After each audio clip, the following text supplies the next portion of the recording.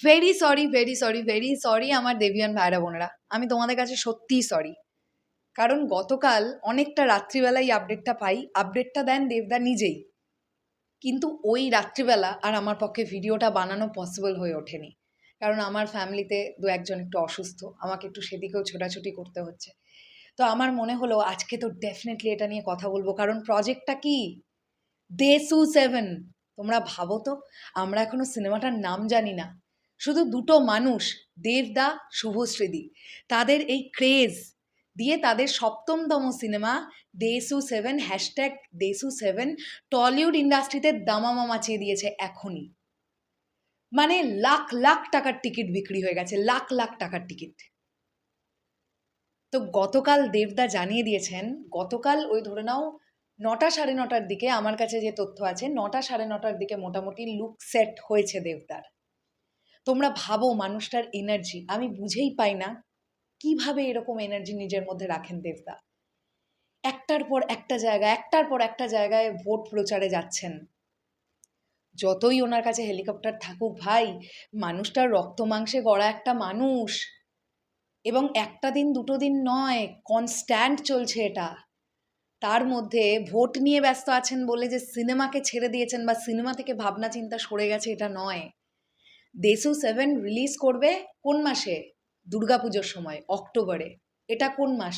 সবে মাত্র এপ্রিলের মোটামুটি এন্ডই চলছে ধরে নিতে পারো। May, June, July, August, September, October, এখনও 6 মাস বাকি আছে রিলিজের। এই ভোট প্রচারের মধ্যেই দেবদা কিন্তু দেসু 7-এর লুকটা সেট করে ফেলেছেন। মানে এই মানুষটার ডেডিকেশন লেভেল, এই মানুষটা যেভাবে ইন্ডাস্ট্রিকে নিয়ে ভাবছে, অনেক সময় দেবদাকে নিয়ে অনেকে সমালোচনা করে, তাতে দেবদার ঘন্টা ফারাক পড়ে। কারণ আলটিমেটলি আমরা তো জানি বা সাধারণ মানুষ জানে যে কোন মানুষটা একটা পজিটিভ মোটিভ নিয়ে একটা কাজ করছে আর কোন মানুষটা শুধুমাত্রই আলোচনায় থাকার জন্য কোনো কাজ করছে। অনেকে আমি দেখেছি হেটার্সরা এরকম বলে, দেবদা তো এগুলো জাস্ট এমনি এমনিই করছে যাতে আলোচনা হয়। ভাই, দেবদা যেটুকু কার্যত করছে না, অন্য কেউ একটা করে দেখাক না। আমার কথাটা তো এখানেই। অন্য কেউ একটা এটা করে দেখাক না, এটুকুনিও করে দেখাক। আচ্ছা চলো, এটুকুনি করতে হবে না, দেবদা যা করেছে তার 30% করে দেখাক। কারোর তো মুরদ নেই, কারোর মুরদ নেই, সব বড় বড় বাক্যি মুখে। তো এই জন্যেই দেবদার সিনেমায় টলিউডে সবচেয়ে বেশি ওয়ার্ক করছে এখন। দেবদার গল্প ওয়ার্ক করছে, গোয়েন্দা গল্প ওয়ার্ক করছে ডেফিনেটলি, আর হাটকে হাটকে কিছু প্রজেক্ট ওয়ার্ক করছে যেগুলো খুবই ধূমকেতু বা উল্কার মতন। মানে টুকটুক টুকটুক করে আসে, কখন চলে যায় কেউ জানে না। বাই দ্য ওয়ে, ধূমকেতু বললাম বলে আবার বলো না কিন্তু দেবদার শুভশ্রীদির ধূমকেতুর কথা বললাম। আমি এক্সাম্পলের জন্য বললাম, উল্কা যেমন আসে টপ করে অনেক দিন পরে পরে, অনেক বছর পর পর একবার, ওরকম টলিউড ইন্ডাস্ট্রিতে কোন দিন একটা ছবি আসছে, সেদিন টুক করে চলে যাচ্ছে, এসে কিছুটা ওয়ার্ক করছে, সেটার সংখ্যা অনেক কম।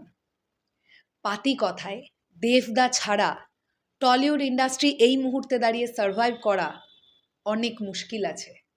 একটা ইন্ডাস্ট্রিতে প্রতি বছরে 3টে বা 4টে হিট ছবি দিয়ে একটা ইন্ডাস্ট্রি চলতে পারে না। একটা ইন্ডাস্ট্রিতে বছরে মোটামুটি 15টা 17টা বা 20টার মতো হিট না থাকলে সেই ইন্ডাস্ট্রি সার্ভাইভ করা খুব মুশকিল। আর দেবদার সিনেমা এলে সেটা মিনিমাম হিট তকমাটা তো কেউ আটকাতে পারছে না। চলো আমি না হয় blockbuster, all time blockbuster, superhit, এই তকমাগুলো ছেড়ে দিলাম, চলো হিট তো হবে ছবি। কারণ দেবদাকে মানুষ ভালোবাসে। গতকাল যখন লাইভটা দেখছি না দেবদার, বাপরে বাপ কি বিধ্বস্ত চোখ মুখের অবস্থা। স্বাভাবিক, ক্লান্ত হয়ে গেছেন, আর কত পারবেন। কিন্তু ওই যে, উনি তো সাংসদ, ওনাকে তো করতেই হবে, এটা ওনার কর্তব্য।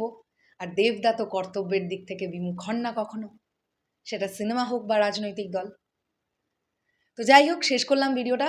এই বিষয়টা নিয়ে কথা বলতে পেরে দারুণ লাগলো। আমি আবারও সরি, আমার দেরি হয়ে গেছে কথা বলতে, বাট কথা তো বলতেই হবে। খুব এক্সাইটেড, তাহলে কি দেবদার লুকটা আমরা খুব তাড়াতাড়ি দেখতে পাবো? হঠাৎ করে হয়তো একটা ধামাকা চলে এলো, দেসু 7-এ দেবদার লুক। কি জানি বাবা কি হবে, বুঝতে পারছি না।